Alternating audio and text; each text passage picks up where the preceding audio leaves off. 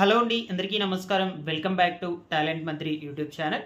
So ఈరోజు వచ్చేసి మనం ఈ వీడియోలో డిస్కస్ చేసుకోబోయే టాపిక్ ఏమిటి అంటే, తాజాగా తెలంగాణ రాష్ట్రంలో ఈ యొక్క ఇందిరమ్మ ఇండ్లకు సంబంధించి అర్హుల జాబితాలో ఉండేటువంటి వాళ్ళ పేర్లు వచ్చేసి కొంతమంది పేర్లను అయితే మీకోసం గ్యాదర్ చేసి అయితే తీసుకొచ్చానమాట.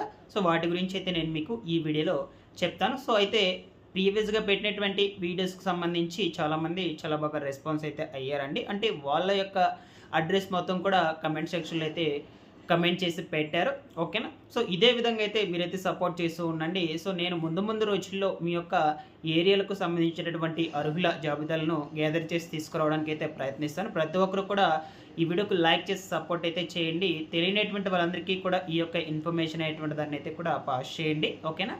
ఫస్ట్ టైం కనుక ఎవరైనా ఛానల్ని విజిట్ చేయడానికి వచ్చినటువంటి వాళ్ళు ఉన్నట్లయితే ప్రతి ఒక్కరు కూడా ఛానల్ని సబ్స్క్రైబ్ చేసుకునేసి పక్కనే ఉన్నటువంటి బెల్ ఐకాన్ని క్లిక్ చేసి ఆన్లో అయితే పెట్టుకునేసేయండి. సో మీ యొక్క డిస్టిక్ నేమ్ కావచ్చు, అదేవిధంగా మీ యొక్క ఏరియా నేమ్, మీ యొక్క మండలం నేమ్ కూడా కమెంట్స్లో పెట్టినట్లయితే ముందు రోజుల్లో లిస్టులో అనేటువంటి వాటిని గ్యాదర్ చేసి తీసుకురావడానికి అయితే ప్రయత్నిస్తాను. ప్రతి ఒక్కరు కూడా కమెంట్ సెక్షన్లో కమెంట్ పెట్టండి. కమెంట్ పెట్టే దగ్గర హైప్ అనే బటన్ అయితే ఉంటుంది. హైప్ బటన్ మీద క్లిక్ చేసి ఈ వీడియోకు హైప్ కూడా ఇవ్వండి. దీంతో పాటుగా మరికొన్ని ముఖ్యమైన అప్డేట్స్ కూడా ఈ వీడియోలో అయితే చెప్తాను మీ అందరి కోసం. ప్రతి ఒక్కరు కూడా ఎండ్ వరకు చూసేయండి. లేట్ చేయకుండా టాపిక్లో కనుక వచ్చేసినట్లయితే అయితే నేను మీకు ఇదివరకు ఒక వీడియో అయితే పెట్టానన్నమాట ఛానల్లో. సో దాంట్లో కొన్ని ఏరియాలకు సంబంధించినటువంటి అర్హుల జాబితాల గురించి ఎక్స్ప్లెనేషన్ అయితే ఇచ్చాను. సో ఆ లిస్టులో అయినటువంటి వాటిని టెలిగ్రామ్ గ్రూప్లో అయితే అప్లోడ్ చేస్తాను. ప్రతి ఒక్కరు కూడా చెక్ చేసుకోండి అని కూడా మీకైతే చెప్పడం అయితే జరిగింది. సో ఇప్పుడు వచ్చేసి మరికొంతమంది నేమ్స్ అనేటువంటి వాటిని అయితే గ్యాదర్ చేశానండి. ఈ యొక్క అర్హుల జాబితాలో ఉన్నటువంటి వాళ్ళ యొక్క పేర్లు, అది కూడా కేవలం ఒక డిస్టిక్లో ఉన్నటువంటి వాళ్ళకి సంబంధించి మాత్రమే. ఓకేనా.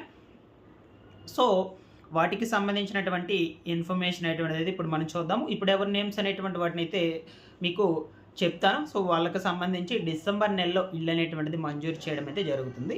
లిస్టులో వచ్చేసి మీకు వాళ్ళ పేర్లు అనేటువంటిది ఇక్కడైతే చూపించలేకపోతున్నాను, కానీ టెలిగ్రామ్ గ్రూప్లో అయితే అప్లోడ్ చేస్తాను. మీరైతే అక్కడికి వెళ్ళి చెక్ చేసుకోండి. టెలిగ్రామ్ గ్రూప్ లింక్ అయితే నేను డిస్క్రిప్షన్లో అయితే పెట్టున్నాను. ఇక మీరు స్క్రీన్ మీద అయితే చూసేయచ్చండి. ఇక్కడ వచ్చేసి మనకు ఈ యొక్క హైదరాబాదు ఓకేనా డిస్టిక్లో వచ్చేసి మల్క్పేట్ కాన్స్టిట్యున్సీ కింద మండలం వచ్చేసి సైదాబాద్ మండలం అనమాట. సో వార్డు కూడా వచ్చేసి మనకు ఈ యొక్క సైదాబాద్ వార్డు. సో ఇందులో వచ్చేసి ఒక పర్సన్ నేమ్ అనేటువంటిది అయితే తీసుకొచ్చానమాట మీకు లిస్ట్లో ఉన్నటువంటి వాళ్ళ యొక్క పేర్లలో. ఓకేనా. సో ఈ యొక్క పర్సన్ నేమ్ వచ్చేసి ఇక్కడైతే నేను బ్లర్ చేస్తున్నాను, ఎందుకంటే వాళ్ళ పర్సనల్ ఇన్ఫో అయితే చూపించకూడదు కాబట్టి. సో వీళ్ళు వచ్చేసి రెంటెడ్ హౌస్లో ఉంటున్నారు కాబట్టి మ్యాక్సిమం వీళ్ళకి ఈ జిహెచ్ఎంసీ కింద ఇల్లు అనేటువంటిది అలాట్ కావడం అయితే జరిగింది. ఓకేనా. వీళ్ళకి వచ్చేసి ఇల్లు అనేటువంటిది డిసెంబర్లో అయితే పంపిణీ చేస్తామని అయితే మనకు క్లియర్గా అయితే మెన్షన్ చేయడం అయితే జరిగిందనమాట. ఓకేనా. దాని తర్వాత సేమ్ మనకు అదే హైదరాబాద్ డిస్టిక్లో చూసుకున్నట్లయితే కాన్స్టిట్యున్సీ కూడా సేమ్ కాన్స్టిట్యున్సీ అనమాట. ఇంకొక పర్సన్ నేమ్ కూడా తీసుకురావడం అయితే జరిగింది. సో కేవలం ఒక 2 పర్సన్స్ నేమ్స్ అయితే తీసుకొచ్చానండి. ఓకేనా. సో వీలైనంత పాసిబుల్ అయితే మనకు ఈ నేమ్స్ అనేటువంటి వాటిని అయితే తీసుకువస్తాను. సో ప్రయత్నం చేస్తాను ఈ యొక్క అర్హుల జాబితాలో ఉన్నటువంటి నేమ్స్ అనేటువంటి వాటిని తీసుకురావడానికి. కేవలం 2 నేమ్స్ అనేటువంటి వాటిని తీసుకువచ్చాను అనమాట. ఓకేనా. అందుకని వాటి రెండింటి గురించి అయితే ఎక్స్ప్లెనేషన్ అయితే ఇవ్వడం జరిగింది. వీళ్ళకి వచ్చేసి డిసెంబర్ నెలలో అయితే పంపిణీ చేస్తారనమాట. ఓకేనా.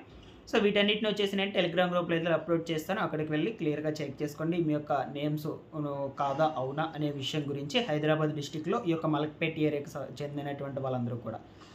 సో ఇకపోతే చాలామంది అడుగుతున్నటువంటి డౌట్ ఏంటి అంటే, సో L1 కేటగిరీలో మా పేర్లు అయితే ఉన్నాయి, మాకు ఇల్లు అనేటువంటిది ఎప్పటి నుంచి పంపిణీ చేస్తారని చాలామంది కూడా అడుగుతూ ఉన్నారండి. సో ప్రజెంట్ వచ్చేసి మనకు తెలంగాణ రాష్ట్రంలో అక్కడక్కడ కొన్ని జిల్లాల్లో కొన్ని ఏరియాల్లో L1 కేటగిరీకి చెందినటువంటి వాళ్ళందరికీ కూడా ఇందిరమ్మ ఇళ్లకు సంబంధించినటువంటి మంజూరు పత్రాలు అనేటువంటి వాటిని అయితే పంపిణీ చేస్తూ ఉన్నారనమాట. అంటే ఇల్లు అనేటువంటి వాటిని మంజూరు చేస్తున్నారు. సో ఇక వీళ్ళు మంజూరు పత్రాలు అందించిన వెంటనే మీరు ఇల్లు నిర్మాణ పనులు అనేటువంటివి స్టార్ట్ చేసుకోవచ్చు.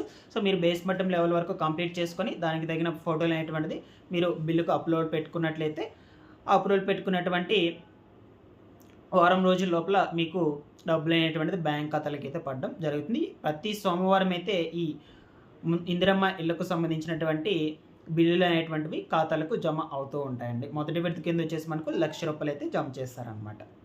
సో కాబట్టి మీ యొక్క పరిసర ప్రాంతాల్లో ఉన్నటువంటి ఈ యొక్క పంచాయతీ సెక్రటరీ కావచ్చు, అదేవిధంగా ఏరియా ప్రాజెక్ట్ మేనేజర్ అధికారులు ఉంటారనమాట. వాళ్ళనైతే ఒకసారి సంప్రదించండి. సో కొన్ని జిల్లాల్లో కొన్ని ఏరియాల్లో పంపిణీ అయితే ఆల్రెడీ చేస్తూ ఉన్నారు. L1 కేటగిరీలో ఉన్నటువంటి వాళ్ళందరికీ సంబంధించి ఒకసారి అయితే వాళ్ళందరినీ కూడా సంప్రదిస్తారని నేనైతే అనుకుంటున్నాను. సో వాళ్ళని ఒకసారి కలవండి. వాళ్ళు ఏం చెప్తారో దాన్ని బట్టి అయితే కమెంట్ సెక్షన్లో కూడా చెప్పండి. ఓకేనా? సో నెక్స్ట్ అదేవిధంగా L2 కేటగిరీలో ఉన్నటువంటి వాళ్ళకి సంబంధించి ఎప్పుడు ఈ ఇందిరమ్మ ఇల్లు అనేటువంటి వాటిని పంపిణీ చేస్తారు, ఇది కూడా చాలామంది అయితే అడుగుతూ ఉన్నారండి. సో మనకు ఈ L1 కేటగిరీలో ఉన్నటువంటి వాళ్ళకి సంబంధించి కంప్లీట్ అయ్యాక సో రిమైనింగ్ L2 కేటగిరీలో ఉన్నటువంటి వాళ్ళందరికీ కూడా ఈ ఇందిరమ్మ ఇల్లు అనేటువంటి వాటిని మంజూరు చేయడం అయితే జరుగుతుంది.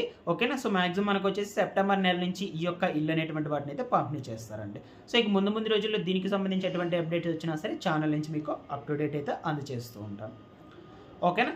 సో దాని తర్వాత ఇంకొకటి ఏంటి అంటే ఇది కూడా మీరందరూ కూడా గమనించవలసిందేనండి. ఈ యొక్క పాయింట్ వచ్చేసి సో ఆన్లైన్ స్టేటస్లో పెండింగ్ ఫర్ ఎంపీడీఓ అప్రూవల్ అని చూపిస్తుందని చాలామంది కూడా అడుగుతూ ఉన్నారు. సో వాళ్ళు ఎవరైతే ఆన్లైన్ స్టేటస్ చెక్ చేసుకుంటారో అప్పుడు అక్కడ కొంతమందికి మాత్రము ఆన్లైన్ స్టేటస్ మనకు పెండింగ్ ఫర్ ఎంపీడీఓ అప్రూవల్ అనేది చూపిస్తుందని చెప్తూ ఉన్నారు. ఈ విధంగా ఎవరికైతే చూపిస్తే వాళ్ళందరూ ఏం చేయాలి?